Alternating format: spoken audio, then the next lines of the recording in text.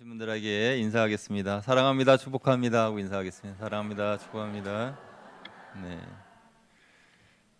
네. 오늘은 바자회가 있는 날인데 우리 삼여전도의 주관으로 바자회 하시느라 너무 수고가 많으시고요.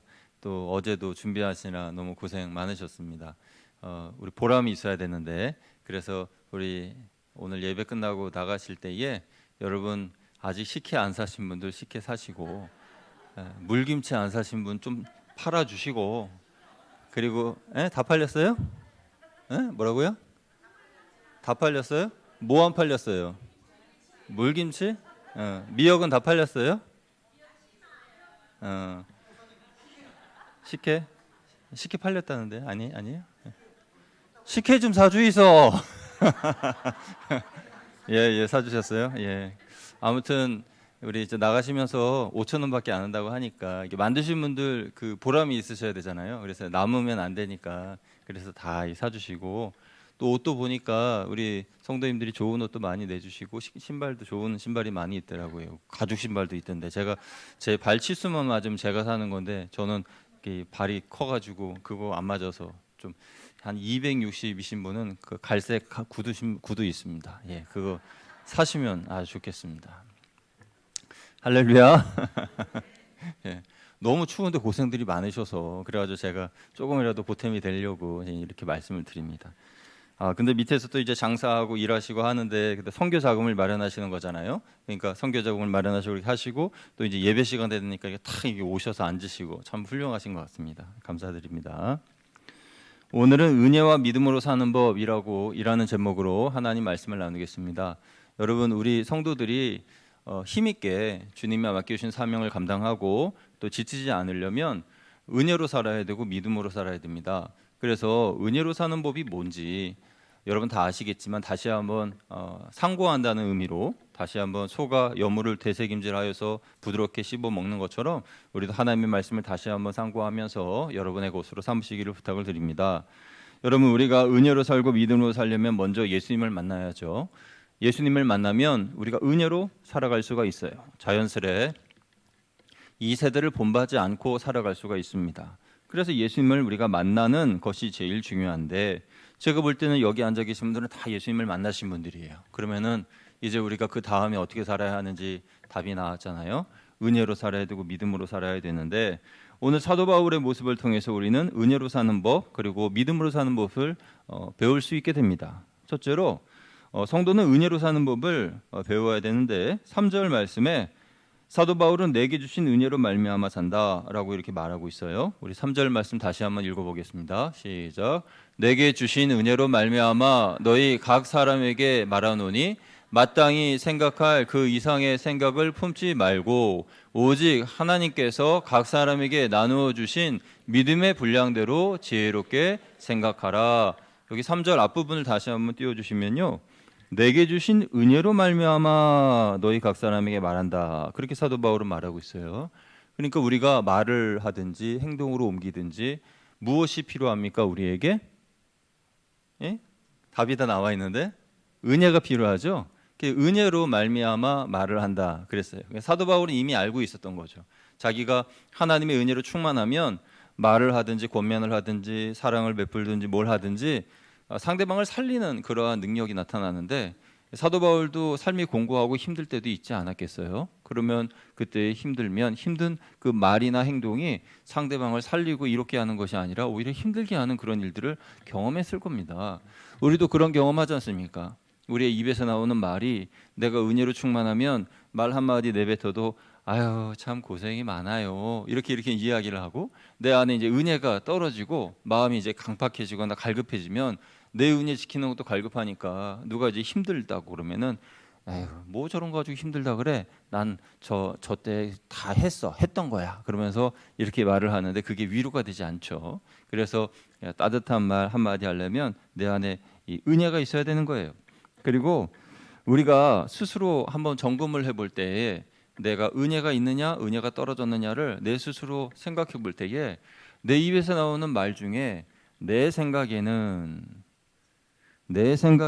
또는 내가 원하는 뜻은 뭐 이러한 말들이 나오면 그것은 은혜가 떨어졌다라는 것을 아시면 됩니다. 그러니까 우리가 자동차 운전하다 보면은 기름이 떨어지면 주황색 불이 뭐 띵동 띵동 하면서 뜨잖아요. 그러면 기름을 빨리 넣어야 되지 않습니까? 그런 것처럼 우리가 신앙생활하면서 은혜가 떨어지면 띵동 띵동 하면서 그 기름 넣으라고, 성령의 기름을 부으라고 띵동 띵동 사인이 오는데, 그 사인이 바로 내 입에서 나오는 말 중에 나, 내가, 나 때는, 그러면서 내가 중심이 되어서 말이 나오는 그때가 있어요. 그러면 그때는 은혜가 떨어지고 성령의 기름을 부어야 하는 때인 줄로 믿습니다. 그래서 어떤 일을 결정할 때에, 뭐 성교회나 모임 같은 때에, 내 생각에는 그거는 이렇게 해야 되고, 그거는 그건 아니야, 그러면서 막 내가 그 모임을 자꾸 주장하려고 그러고, 내가 그것을 자꾸 간섭하려고 그러고, 하나님의 영광보다도 내가 우선이 되어야 되고 내 이름이 더 높아져야 되고 막 그런 때 있잖아요. 그런 때는 내 은혜에 빨리 성령의 기름을 부어 넣으라는 그런 사인이 오는 거예요. 그래서 은혜로 사는 사람들은 내 생각, 내 뜻이 아니라 주님의 뜻, 하나님의 뜻, 하나님의 생각, 하나님의 마음, 그것이 먼저가 되어야 하는 줄로 믿습니다. 그래서 한번 따라해 보시면 감사하겠습니다. 내 뜻보다 주님의 뜻을, 내 생각보다 하나님의 생각대로, 내 마음보다 하나님의 마음대로 행합시다.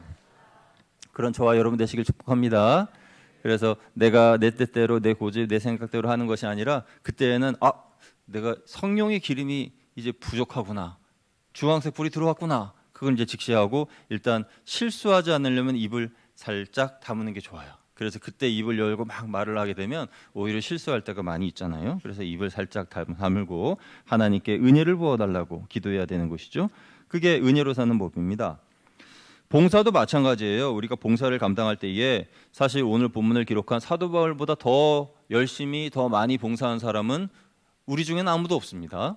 사도 바울은요, 지난 시간에도 제가 말씀드렸습니다마는 뭐 40에 하나 감한 매를 4번이나 맞았고, 태형을 3번이나 맞았고, 그리고 배가 파손하여서 죽을 뻔하였고, 돌에 맞아 죽을 뻔하였고, 그러니까 그의 이력에 대하여서, 특히 고난받은 이력에 대해서 서술하려고 그러면은 감히 누가 사도 바울과 같은 고난을 받았다고 이야기할 수가 있겠어요. 그러니까 그의 이력에 비하여서, 그 고난과 십자가의 이력에 비하여서는 우리가 함부로 말을 할 수가 없는데, 그런데 그는 일평생 복음의 사역을 감당하면서 불평하지 않았어요. 원망하지 않고 항상 기쁨 가운데 감사를 했습니다. 그 이유가 뭔가? 그것은 은혜로 살았기 때문입니다. 그는 은혜로 살았기 때문에 자기에게 맡겨주신 사명을 의무감과 불평이 아닌 기쁨과 감사로 감당할 수 있었던 거예요. 제가 아까 점심 먹고 밑에 내려가서 삼요전도회 바자회 하시는 걸 이렇게 봤거든요. 그러니까 불평하고 원망하는 분이 아무도 없더라고요. 얼굴이 이게 기쁨 가운데 웃으면서 그 일을 감당하시는 걸로 보아 여러분 은혜 충만한 분들이 진짜로 믿습니다. 우리 삼요전도 위해서 한번 박수 한번 하겠습니다. 예, 삼요전도에 너무 축복합니다. 예, 감사합니다. 그래서 얼굴이 환하고 밝고, 그러니까 이 일이 얼마나 힘들어요. 오늘도 날씨도 추운데 이렇게 추운 날에 이렇게 가볍게 혹시 입고 오신 분이 없으면 어떡하나, 있으면 어떡하나 걱정해서 내려가 봤더니 그래도 다 파카를 알아서 다 입고 오셨더라고요. 예, 잘하셨어요. 그래서 오늘 또 비도 오고 추운 쌀쌀한 바람도 불어서 걱정했는데, 내 몸은 내가 알아서 챙긴다. 예, 그래서 알아서 파카를 다 입고 오셨더라고요. 예, 잘하셨어요. 예. 내가 내 몸 챙겨야지 누가 내 몸 챙기겠어요. 그래서 알아서 파카 잘 입고 오신 거 잘하셨어요. 예. 그래서 우리가 고난에 대하여서든지 아니면 봉사를 하든지 대인 관계든지 교우 관계든지 모든 일에 있어서 은혜가 내 안에 충만해야 말로든 행동으로든 또 얼굴 표정으로든 또 마음으로든 평안하고 기쁨이 충만한 것입니다. 그래서 우리는 은혜로 살아야 돼요. 두 번째는 성도는 믿음으로 사는 법을 알아야 됩니다. 한번 따라 하시겠습니다. 믿음으로 삽시다. 3절 우리 다시 한번 읽어봅니다. 3절 시작. 내게 주신 은혜로 말미암아 너희 각 사람에게 말하노니 마땅히 생각할 그 이상의 생각을 품지 말고. 아멘. 여기까지요. 마땅히 생각할 그 이상의 생각을 품지 말고 그랬어요. 그러니까 믿음으로 산다는 것은 어떻게 보면 마땅히 생각할 그 이상의 생각을 품지 않는 것이다 라는 것이에요. 이 말은 다시 말해서 영적 분별력을 가진다는 거예요. 우리가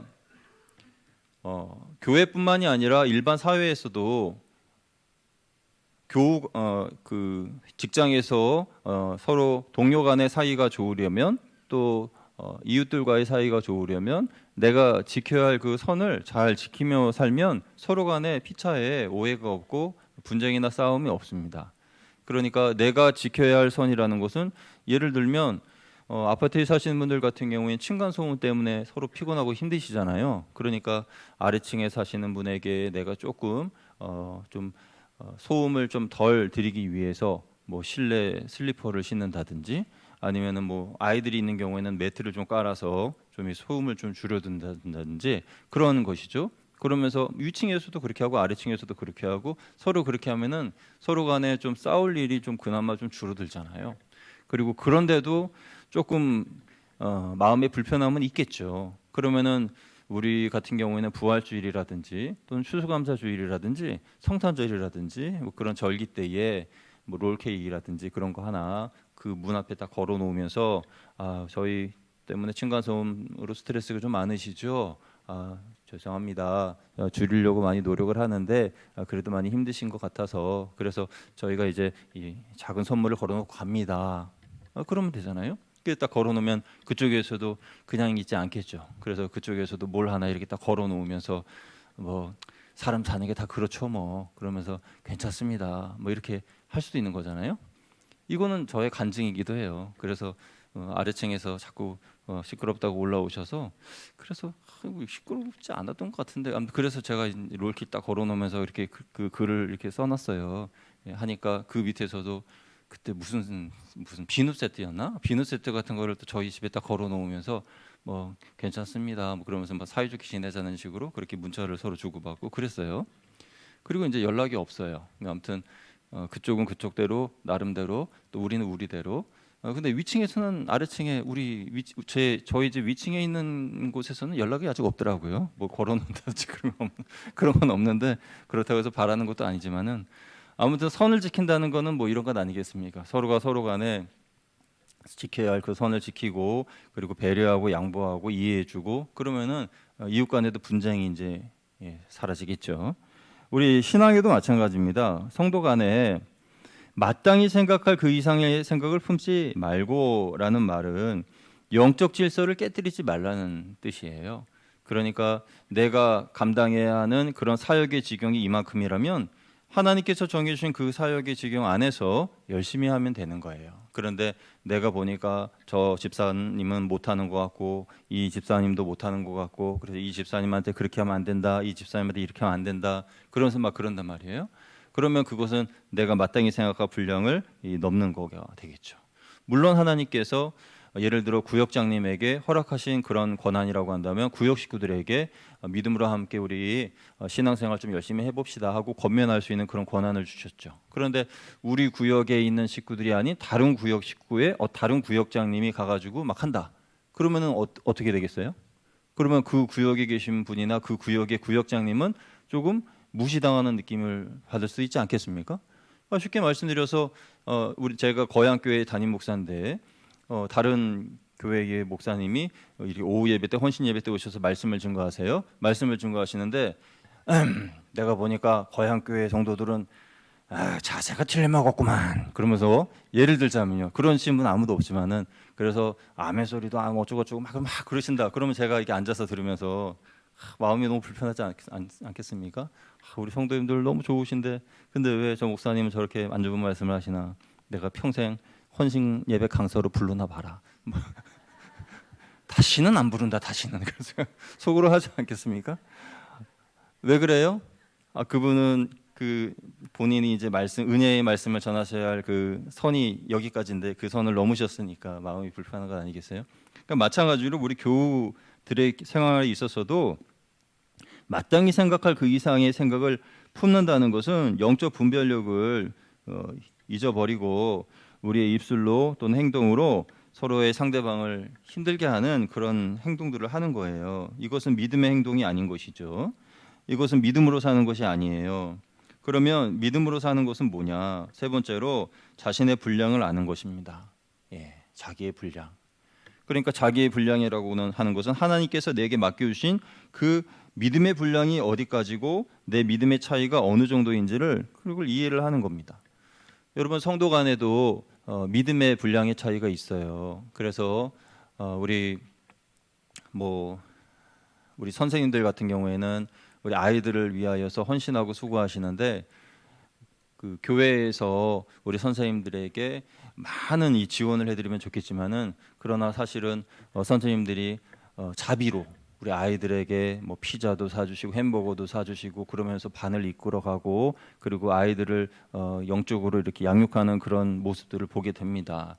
그러니까 그것은 우리 교회뿐만이 아니라 우리 모든 교회들이 다 그래요. 그래서 교회의 전체적인 그런 재정이나 그런 것이 이 정도라면 그러면 선생님들은 이 정도를 우리 아이들에게 베풀어야 되니까 그래야 이제 아이들이 더 교회도 나오고 또 그냥 복음이라고 하는 것이 말로만 전하는 것이 아니라 그렇게 이제 자기의 물질적인 헌신이라든지 그런 것도 같이 동행해야 되는 건 아니겠어요? 그런데 그 선생님들의 그렇게 헌신하시는 모습을 보면서 어떤 분들 같은 경우에는 왜 저분은 그렇게 하냐?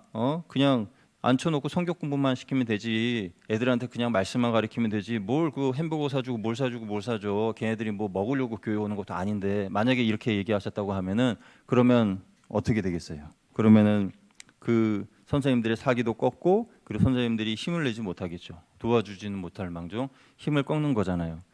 그러니까 그분이 그렇게 생각할 수밖에 없는 것은 그분의 믿음의 분량은 요만큼밖에 안 되는 거예요. 그러니까 자기의 믿음의 분량은 요만큼밖에 안 되니까 선생님들이 이만큼의 믿음의 분량으로 아이들을 품는데 그게 도대체 이해가 안 되는 거죠. 이해가 되시면 아멘. 예.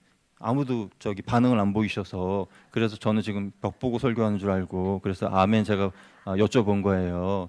이해가 되시죠? 그러니까 내 믿음의 분량이 이만큼인데 어떤 분들은 이만큼의 믿음의 분량으로 더 헌신을 한단 말이에요. 더 헌신을 하고 더 수고를 하면은 그 모습을 보고 와 정말 믿음이 좋으시군요. 저도 당신처럼 믿음으로 더 열심히 힘을 내겠습니다. 이런 모습을 보여야 되는데 저 사람은 저래서 저렇고 저래서 저렇고 막 그러면서 오해를 하고 시기를 하는 경우가 있을 수가 있잖아요. 그것은 믿음의 분량의 차이니까 내 믿음의 분량 나를 이렇게 돌아보면서 내 믿음의 분량은 저번에 비해서 이렇게 좀 좁구나. 그럼 내가 믿음을 더 키워야 되겠다. 이런 생각을 해야 되지 않겠습니까? 그러니까 나의 믿음의 분량을 알아야 되는 것이에요. 반대로 내가 믿음의 분량이 저분보다 조금 더 크다. 그러면은 그분의 그런 이야기나 그런 것에 대하여서 괜히 신경 쓸 필요가 없어요. 오해할 필요도 없습니다. 그냥 하나님께서 내게 맡겨주신 그것을 감당하면 되고 그분에 대해서 비난할 필요도 없어요. 왜냐하면 하나님께서 그분을 통해서 하나님께서도 크게 역사하실 것을 믿기 때문에 그분을 위해서 기도해 주시면 되는 거죠. 하나님 저분도 믿음의 분량이 커지게 하여 주시옵소서. 이렇게 기도하면 되는 거예요. 이렇게 믿음으로 살고 은혜로 살면 교회에 다툼이 있을 리가 없습니다. 그리고 서로 간에 신앙생활하면서 어떤 한 사건으로 인하여서 괴로워할 일도 없고 이해해주고 또 권면해주고 사랑해줄 수 있는 거죠. 믿음이라고 하는 것은 사람의 사람의 나이의 성장과 많이 비슷합니다. 그러니까 어린아이는 어른들의 생각을 이해할 수가 없어요. 마찬가지로 신앙의 어린 아이 수준에 계신 분은 신앙의 어른의 신앙에 계신 분들의 사고방식을 이해할 수가 없어요. 그러면 누가 누구를 이해해 줘야 됩니까? 어른이 어린아이를 이해해 주듯이 어른의 신앙을 가진 분이 어린아이의 신앙을 가지신 분을 이해해 줘야 되는 거죠. 그리고 품어줘야 됩니다. 그리고 기다려줘야 되고 위에서 기도해 줘야 되고 할렐루야. 그러면 그분도 나중에 믿음이 성장하고 잘해서 나와 똑같은 어른 신앙으로 믿음 가운데 봉사하고 헌신하는 모습을 보게 되는 거죠. 이것이 은혜로 살고 믿음으로 사는 것입니다. 그래서 이 믿음이라고 하는 것은 억지로 만들어지는 것이 아니기 때문에 참고 기다리고 또 위하여 기도하면 어느 때에 그 믿음이 성장하는 것이에요. 그래서 믿음이 적다고 해서 그 사람을 비난하거나 욕하지 말고 또 믿음이 많은 사람을 보고 시기하거나 또 괴롭혀서도 안 되는 것이죠. 그래서 다만 서로를 위하여서 기도해 주면 되는 거죠. 우리가 은혜로 살지 않고 믿음으로 살지 않으면 내 마음이 평안이 사라지고 기쁨이 사라집니다. 내가 믿음으로 사는지 아닌지를 여러분 스스로 확인해 보시려면 내 마음에 평안이 있는가, 기쁨이 있는가, 감사가 있는가. 만약에 없다면 내가 언제부터 나의 은혜가 믿음이 떨어졌나 그걸 생각해 보시고 이제 성령의 기름을 부으시면 돼요. 성령의 기름을 부으시면 됩니다. 그래서 성령의 기름이 다 떨어지기 전에 이 성령의 기름을 붓고 우리가 더 뜨겁게 주님의 일을 기쁨으로 감당하면 되는 것이죠. 성령의 기름 다 떨어지면 큰일 납니다. 차가 오도 가도 못하고 그러는 거예요. 제가 옛날에 한번 말씀드렸던 것 같은데, 제가 청년부 지도할 때에 이스타라고 하는 그 봉고차 계열의 그 15인승 그거를 렌트해 가지고 갔는데, 렌트하다 보면은 처음에 그 기사님이 여기 보시죠, 여기 그 금이 2칸 올라와 있는 거 보이시죠? 이거 반납하실 때 2칸 요거 채워주셔야 됩니다. 뭐 그렇게 이야기를 하는 거예요. 그래가지고 제가 그 2칸 딱 맞춰가지고 쓰려고 일부러 기름을 안 넣고 그렇게 하다가 수련회 장소가 저 강화도 저 산 꼭대기 어디에 있는 곳인데 거기 몰고 가다가 기름이 똑 떨어져 버렸네. 똑 떨어져가지고 그래가지고 오도 가도 못하는 상황이 됐어요. 그래 겨울이었는데 기름이 똑 떨어지니까 너무 점점 히터 열기도 사라지고 뜨거운 바람이 아니라 찬바람 나오고 막 그러면서 오도 가도 못할 때에 그 청년들이 그 기름통 그거를 한 2통 정도 받아와가지고 다 부어가지고 간신히 올라왔는데, 그때 제가 생각한 것, 그때 얻은 교훈은 기름은 떨어뜨리면 절대 큰일 난다. 기름을 떨어뜨리지 말자. 그래서 성령의 기름도 떨어뜨리면 안 된다. 할렐루야. 성령의 기름을 절대 떨어뜨리지 말자. 그래서 은혜가 떨어지고 믿음이 떨어지고 성령의 기름이 떨어지려고 그러면 띵동 띵동 띵동 띵동 하는 그 소리를 빨리 들으셔야 돼. 빨리 들으셔서 내가 지금 기도가 부족하구나. 열심히 주여 하고 뜨겁게 부르짖고 내가 좀 지적으로 약간 성경적인 지식이나 그런 것이 좀 부족하구나. 그럼 성경도 열심히 읽으시고 신앙 도서도 열심히 읽으시고 그리고 남을 돕는 이 헌신이나 봉사하는 거에 대해서 부족하구나. 그러면은 열심히 봉사하시고 헌신하시고 그러면은 우리가 전인적으로 영적으로 건강해집니다. 할렐루야. 은혜로 사시고 믿음으로 사셔서 늘 승리하는 저와 여러분 되시기를 주님의 이름으로 축복합니다. 기도하겠습니다.